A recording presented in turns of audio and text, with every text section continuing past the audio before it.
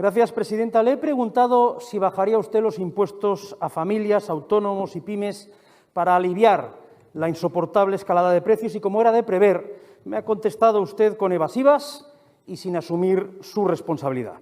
Más impuestos que nunca, en el peor momento posible, es su inmoral receta, lo que nos lleva a concluir que menos mal que no tienen las competencias de un Estado, porque viendo sus tendencias populistas harían lo que todo populista hace, incrementar aún más la inflación para acabar con corralitos. Tenemos precedentes dramáticos de esas prácticas. Siguen ustedes siendo rehenes de su retórica revolucionaria alérgica a las reformas. 18 impuestos propios tiene Cataluña, diga lo que diga el señor Giró, la Comunidad de Madrid, 0, 18 a 0.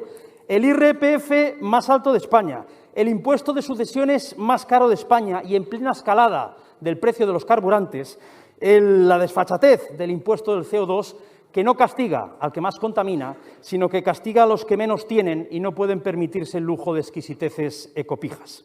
Han decidido no hacer nada y, en lugar de reducir organismos públicos inservibles, crean nuevas agencias, nuevas embajadas, incrementan la propaganda institucional. Su gobierno vive en la opulencia mientras ahogan a los catalanes a tasas e impuestos. Les piden a las familias catalanas un esfuerzo, pero son ustedes incapaces de apretarse lo más mínimo el cinturón.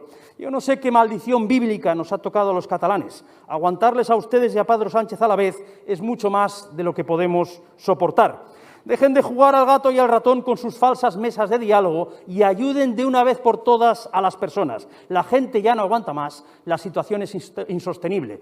Por nuestra parte, por lo menos, queda claro que hay otra manera de hacer las cosas. Muchas gracias.